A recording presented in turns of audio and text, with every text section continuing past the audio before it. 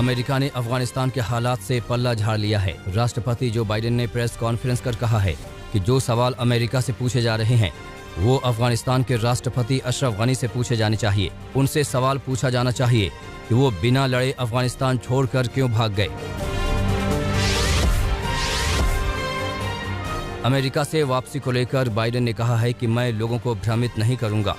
मेरे बाद भी कोई राष्ट्रपति अमेरिकी सेना की अफगानिस्तान में तैनाती को जारी नहीं रखेगा। अमेरिकी सैनिकों के परिवारों ने कई अपनों को अफगानिस्तान में खोया है। हम अपनी सेना को लगातार जोखिम उठाने के लिए नहीं भेज सकते।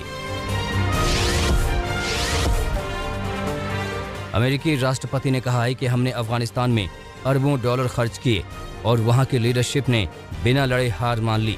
बाइडेन ने कहा कि अमेरिका ने तालिबान को साफ कर दिया है कि अगर हमारे सैनिक पर हमला हुआ तो हम बहुत सख्त और बहुत तेज एक्शन लेंगे।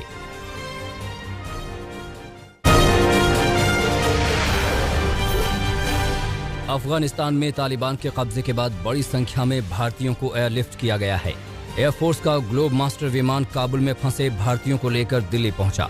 भारत सरकार ने अफगानिस्तान में फंसे भारतीयों को सुरक्षित निकालने का भरोसा दिलाया है। साथ ही केंद्रीय मंत्री हरदीप पुरी ने यह भी कहा कि सरकार अफगानिस्तान में फंसे हिंदुओं और सिखों को बाहर निकालेगी। भारतीय विदेश मंत्रालय ने कहा कि पिछले कुछ दिनों में काबुल में सुरक्षा स्थिति खराब हो गई है। यहाँ हालात तेजी से बदल रहे हैं। हम इस पर पूरी नजर बनाए हुए हैं। काबुल एयरपोर्ट से कमर्शियल फ्लाइट्स को कल निलंबित कर दिया गया था। माना जा रहा है कि फ्लाइट शुरू होने के बाद भारतीयों को निकालने की कोशिश तेज होगी। मंत्रालय की ओर से कहा गया है कि जो भी लोग अफगानिस्तान से भारत आना चाहते हैं हम उन्हें लाएंगे। हम हिंदू और सिख समुदाय के लोगों के संपर्क में हैं। अफगानिस्तान पर तालिबान के कब्जे के बाद पाकिस्तान खुलकर उसके समर्थन में आ गया है। पाकिस्तान के प्रधानमंत्री इमरान खान ने तालिबान की तारीफ की और कहा कि तालिबान ने अफगानिस्तान में गुलामी की जंजीरों को तोड़ दिया है। पाकिस्तान पर पहले भी तालिबान का समर्थन करने के आरोप लगते रहे हैं। पाकिस्तान साफ कर चुका है कि वो काबुल में अपना दूतावास बंद नहीं करेगा। माना यह भी जा रहा है कि पाकिस्तान तालिबान की सरकार को जल्द औपचारिक मान्यता भी दे सकता है।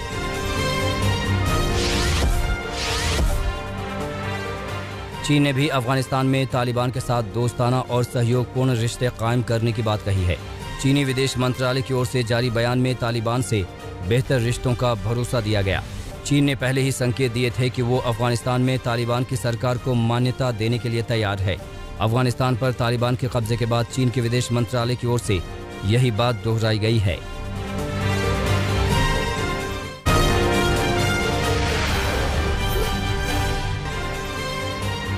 काबुल एयरपोर्ट पर अफरा तफरी का माहौल है।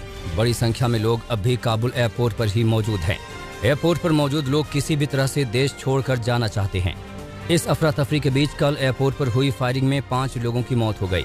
एयरपोर्ट पर अधिक भीड़ होने के बाद ही यहां पर विमानों के संचालन पर रोक लगा दी गई थी, लेकिन लोग अब भी एयरपोर्ट पर ही जमे हैं।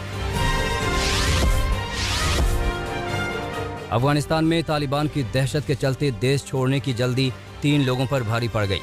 काबुल एयरपोर्ट से उड़ान भरने वाले एक विमान में जब जगह नहीं मिली तो 3 लोग किसी तरह से विमान पर लटक गए। विमान के उड़ान भरने के कुछ देर बाद ही तीनों नीचे गिरे और उनकी मौत हो गई। तालिबानी लड़ाकों ने काबुल में टोलो न्यूज़ के परिसर पर भी कब्जा कर लिया। तालिबानियों ने मीडिया संस्थान के दफ्तर पर तैनात सुरक्षा कर्मियों के हथियार छीन लिए। हालांकि तालिबान की ओर से यह भरोसा दिलाया गया है कि मीडिया कर्मियों और दफ्तर को किसी तरह का नुकसान नहीं पहुंचाया जाएगा। माना जा रहा है कि तालिबान अपनी करतूतों को दुनिया के सामने नहीं आने देना चाहता और यही वजह है कि वो मीडिया पर दबाव बना रहा है। अफगानिस्तान के हालात पर चर्चा के लिए संयुक्त राष्ट्र सुरक्षा परिषद की आपात बैठक हुई। बैठक में यूएन महासचिव एंटोनियो गुतरेस ने कहा कि अफगानिस्तान दोबारा आतंकियों की पनाहगाह न बने। इसके साथ तालिबान से संयम बरतने की अपील की गई। बैठक में कहा गया कि अफगानिस्तान में सभी मानवीय जरूरतों को पूरा किया जाए। बंदूक के दम पर अशरफ गनी सरकार को बेदखल करने के बाद तालिबान अफगानिस्तान में अपनी सरकार बनाने की रणनीति पर काम कर रहा है। अफगानिस्तान में नई सरकार की रूपरेखा को लेकर दोहा में मंथन चल रहा है और जल्द इस पर फैसला हो सकता है।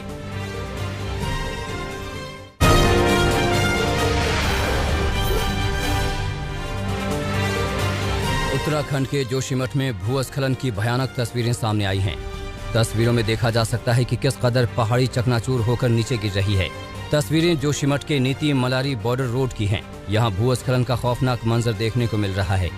आलम यह है कि पहाड़ी टूटने के बाद मलबा नीचे गिर रहा है और रास्ता बंद हो रहा है।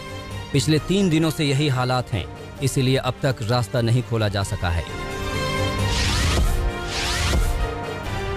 पटना के लगभग सभी जगहों पर गंगा का पानी इस वक्त खतरे के निशान से ऊपर बह रहा है और ग्रामीण पटना में बख्तियारपुर और मुकामा को जोड़ने वाला NH 31 पर बाढ़ का पानी चढ़ गया है, जिसकी वजह से हजारों की आबादी प्रभावित हुई है। पटना के ग्रामीण इलाकों में हालात ऐसे हो गए हैं कि लोगों को अपना घर बार छोड़कर सुरक्षित स्थानों पर शरण लेना पड़ रहा है। आसपास की दुकानों और घरों में बाढ़ का पानी घुस गया है, जिससे लोगों को भारी मुश्किलों का सामना करना पड़ रहा है।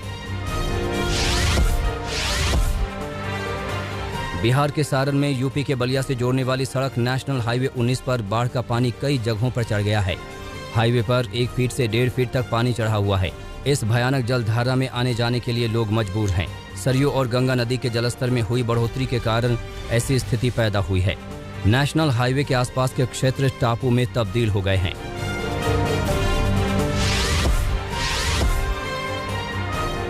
पटना में बेहिसाब बाढ़ ने लोगों की परेशानी को किस कदर बढ़ा दिया है, उसकी एक दर्दनाक तस्वीर सामने आई है। पटना सदर के दीघा घाट के नवनिर्मित शवदाह गृह पर गंगा का पानी चढ़ जाने से अंतिम संस्कार करने में परेशानी हो रही है। आलम यह है कि लोगों को पटना सोनपुर मुख्य मार्ग पर ही शव को जलाना पड़ रहा है। बिहार के गोपालगंज में एक भयानक हादसे में 4 बच्चों की मौत हो गई। जानकारी के मुताबिक 10 बच्चे नाव में सवार होकर नदी में घूम रहे थे। अचानक नाव पलट गई। मामला कुचाई कोट के रमजीता गांव के पास का है। नाव पलटने के बाद 4 बच्चों को सकुशल बाहर निकाल लिया गया, जबकि 4 बच्चों का शव मिला है। 2 बच्चे अभी भी लापता बताए जा रहे हैं, जिनकी तलाश की जा रही है।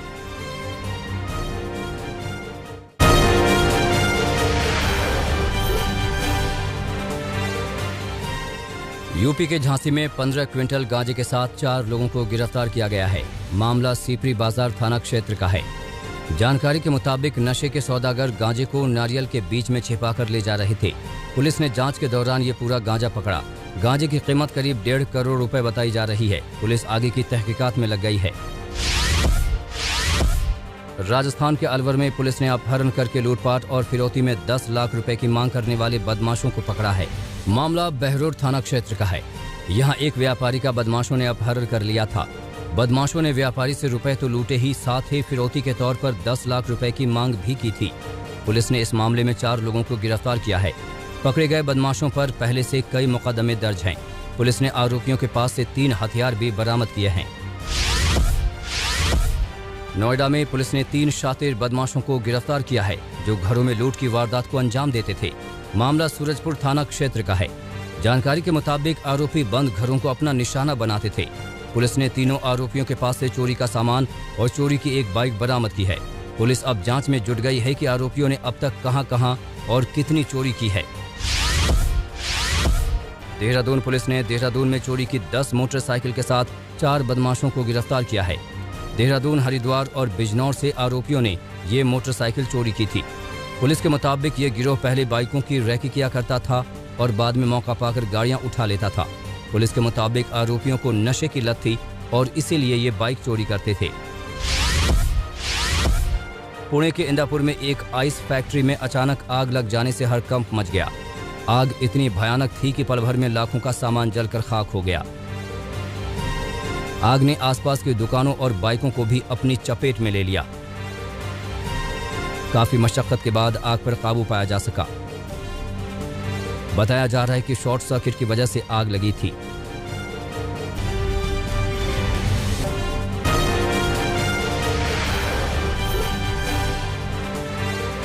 टीम इंडिया ने इंग्लैंड को टेस्ट सीरीज के दूसरे मैच में 151 रनों से हरा दिया है। लॉर्ड्स में खेले गए इस मैच में दोनों टीमों के बीच 5 दिनों तक जोरदार टक्कर देखने को मिली। टीम इंडिया मैच के 5वें दिन इंग्लैंड पर भारी पड़ी और 5 मैचों की सीरीज में 1-0 की बढ़त बना ली। टीम इंडिया ने इंग्लैंड को 272 रनों का टारगेट दिया था। जवाब में इंग्लैंड की पूरी टीम 120 रनों पर सिमट गई। टीम इंडिया ने इंग्लैंड को लॉर्ड्स टेस्ट में 272 रनों का टारगेट दे दिया था। इंग्लैंड की टीम शुरू से इस लक्ष्य के करीब पहुंचते नहीं दिखी। इसकी शुरुआत बेहद खराब रही थी। दोनों ओपनर बिना खाता खोले आउट हो गए। 1 के स्कोर पर इंग्लैंड के 2 विकेट गिर चुके थे। इसके बाद युवा बल्लेबाज हसीब हमीद और कप्तान जो रूट ने पारी को संभालने की कोशिश की और स्कोर में 43 रन जोड़े। चार तक इंग्लैंड के 4 विकेट 67 रन पर गिर चुके थे। जसप्रीत बुमराह ने चाय के बाद के पहले ही ओवर में जो रूट को स्लिप में कोहली के हाथों कैच करा के इंग्लैंड को झटका दे दिया। इंग्लैंड के 5 विकेट 67 रन पर गिर चुके थे। टीम इंडिया की ओर से मोहम्मद सिराज ने 4, बुमराह ने 3, ईशांत ने 2 और शमी ने 1 विकेट झटके।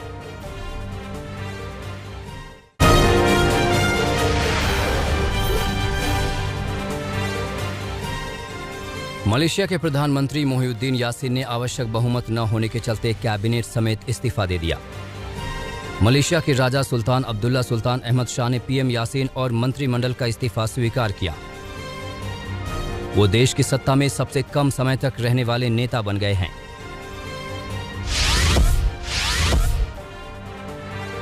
लैटिन अमेरिकी देश पेरू की राजधानी लीमा में राष्ट्रपति पेड्रो कैस्टिलो के खिलाफ लोगों ने बड़े पैमाने पर मार्च निकाला। सरकार के खिलाफ हजारों लोग सड़कों पर उतरे और जमकर बवाल काटा। प्रदर्शनकारी राष्ट्रपति कैस्टिलो और उनकी सरकार से इस्तीफे की मांग कर रहे हैं। राष्ट्रपति कैस्टिलो पर चुनावी धांधली का आरोप है। दक्षिण अफ्रीका के देश जाम्बिया के दिग्गज विपक्षी नेता हाकेंडे हिचिलेमा ने राष्ट्रपति का चुनाव जीता है। विपक्षी नेता हाकेंडे ने मौजूदा राष्ट्रपति को हराकर ये जीत हासिल की। राष्ट्रपति चुनाव में उन्हें 50% से अधिक वोट मिले। हाकेंडे हिचिलेमा की जीत की घोषणा जाम्बिया के केंद्रीय चुनाव आयोग के अध्यक्ष इसाऊ चुलू ने की है। उत्तरी वेस्ट बैंक शहर जेनिन में सोमवार को इजरायली सैनिकों के साथ हिंसक झड़प में 4 फिलिस्तीनी मारे गए। जेनिन के गवर्नर के मुताबिक शहर पर धावा बोलने वाले दर्जनों फिलिस्तीनियों के साथ झड़प के बाद इजरायली सैनिकों ने 4 फिलिस्तीनियों को मार दिया। उन्होंने कहा कि मारे गए लोगों में से 2 को जेनिन के अस्पताल में ले जाया गया। अन्य 2 के शव इजरायली सेना के कब्जे में थे। हैती में शक्तिशाली भूकंप में मरने वालों का आंकड़ा लगातार बढ़ता जा रहा है। भूकंप से अब तक 1300 से ज्यादा लोगों की मौत हो चुकी है, जबकि 2800 से ज्यादा लोग घायल हुए हैं। भूकंप के कारण सैकड़ों घर ढह गए, जिसके कारण लोग सड़कों पर आ गए।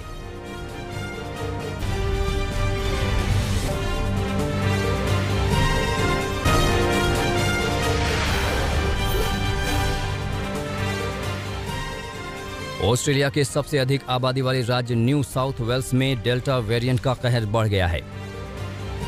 पिछले 24 घंटे में न्यू साउथ वेल्स में 478 नए मामले दर्ज किए गए, जबकि 7 लोगों की मौत हो गई। ये पिछले हफ्ते का सबसे बड़ा आंकड़ा है। वहीं बढ़ते मामलों की वजह से मेलबर्न शहर में 2 हफ्ते तक लॉकडाउन बढ़ा दिया गया। ईरान में बढ़ते कोरोना की वजह से 1 हफ्ते के लिए सख्त लॉकडाउन लगा दिया गया। सभी बाजार, रेस्टोरेंट, जिम और यातायात 21 अगस्त तक देशव्यापी लॉकडाउन के तहत बंद रहेंगे। सिर्फ जरूरी सामान पहुंचाने के काम में लगे वाहन और एम्बुलेंस को ही आने जाने की अनुमति है। ईरान में पिछले 24 घंटे में 41,000 से ज्यादा नए मामले सामने आए, जबकि 600 से ज्यादा लोगों की जान चली गई। दुनिया में कोरोना वायरस का कहर जारी है। पिछले 24 घंटे में 6 लाख के करीब कोरोना के नए मामले सामने आए हैं। संक्रमितों की संख्या 20 करोड़ 81 लाख के पार हो गई है। अब तक 43,78,000 से ज्यादा लोगों की जान चली गई है।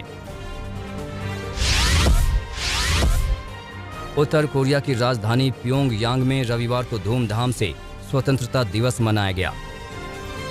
लोगों ने उत्तर कोरिया के संस्थापक किम इल सुंग और पूर्व नेता किम जोंग इल की मूर्तियों पर फूल चढ़ाकर श्रद्धांजलि दी। इस मौके पर कई सांस्कृतिक कार्यक्रम भी हुए। 15 अगस्त 1945 को उत्तर कोरिया को जापान से आजादी मिली थी।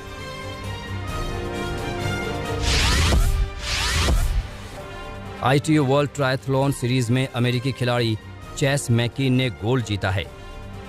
उन्होंने फाइनल में न्यूजीलैंड के खिलाफ सैक्सन मोर्गेन और इटली के एलेसैंड्रो फैबियन को हरा दिया। इस मुकाबले में न्यूजीलैंड की टीम ने सिल्वर मेडल जीता, जबकि इटली के हाथ ब्रॉन्ज आया।